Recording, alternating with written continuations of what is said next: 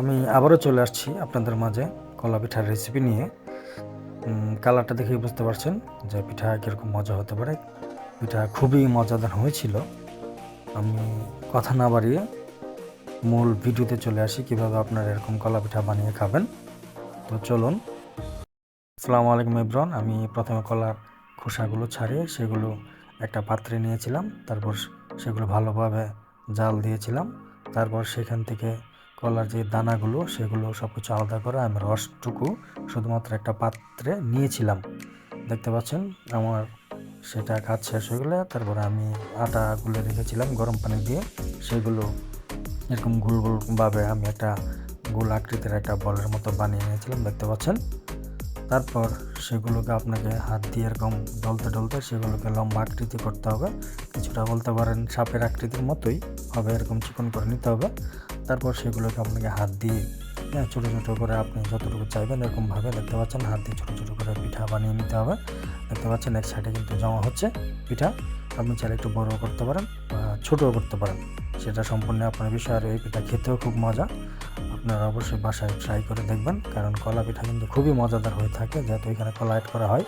দেখতে পাচ্ছেন আমার পিঠা কিন্তু মোটামুটি বানানো শেষ। দেখতে পাচ্ছেন আমরা একটা কুলার মধ্যে রেখেছি পিঠাগুলো।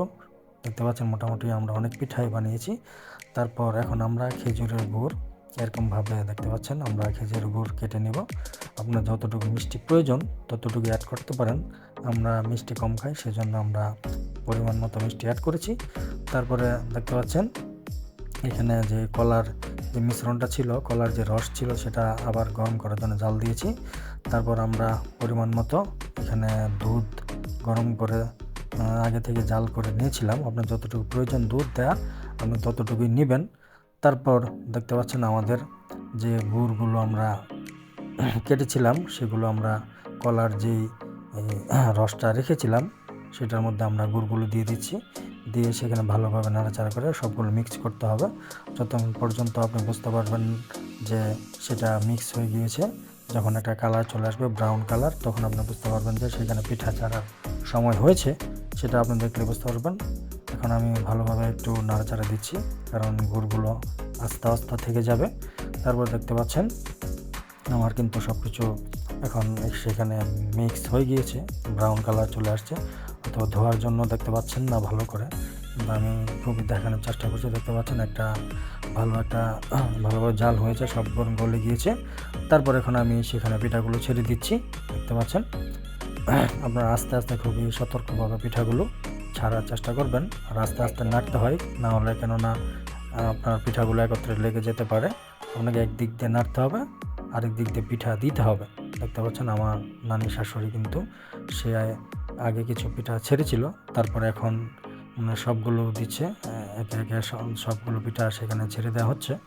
আপনার যতটুকু প্রয়োজন চুলার আঁচটা এরকম কমিয়ে দিয়ে রাখবেন, না হলে হয়তোবা যেই গুড়ের মিশ্রণটা সেটা শুকিয়ে যেতে পারে।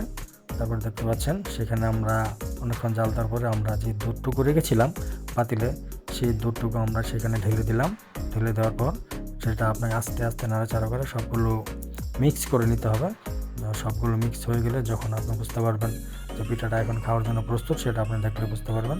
কারণ আঠালো একটা ভাব চলে আসবে, আঠা আঠা এরকম হবে। কলা দুধ পিঠা সবগুলো একসাথে মিশ্রণ একত্রিত হবে, তখন আপনি বুঝতে পারবেন যে পিঠাটা খাওয়ার জন্য প্রস্তুত হয়ে গেছে। দেখতে পাচ্ছেন এই যা হলো আমাদের পিঠা, গরম গরম মাশাআল্লাহ জোস একটা কালার আসছে। আর অবশ্যই সেটার পূর্ণাঙ্গ মজা পেতে হলে আপনাকে ঠান্ডা হলে সেই পিঠাগুলো খেতে হবে। দেখতে পাচ্ছেন আমাদের পিঠার কালারটা কিন্তু অনেক ভালো ছিল, আর খেতেও দারুণ ছিল। যত ঠান্ডা হবে পিঠা আপনি খেয়ে ততই মজা পাবেন। আশা করি ভিডিওটা সবার ভালো লাগবে। আর এই পিঠা অবশ্যই খেতে খুবই মজাদার হয়, যারা খেয়েছেন তারা একমাত্র বোঝেন। সবাই একবার হলে পিঠাটা ট্রাই করে দেখতে পারেন। আশা করি ভিডিওটি সবার ভালো লাগবে। সবাই আমার পেজের সাথে থাকুন, ভালো থাকুন। আসসালামু আলাইকুম।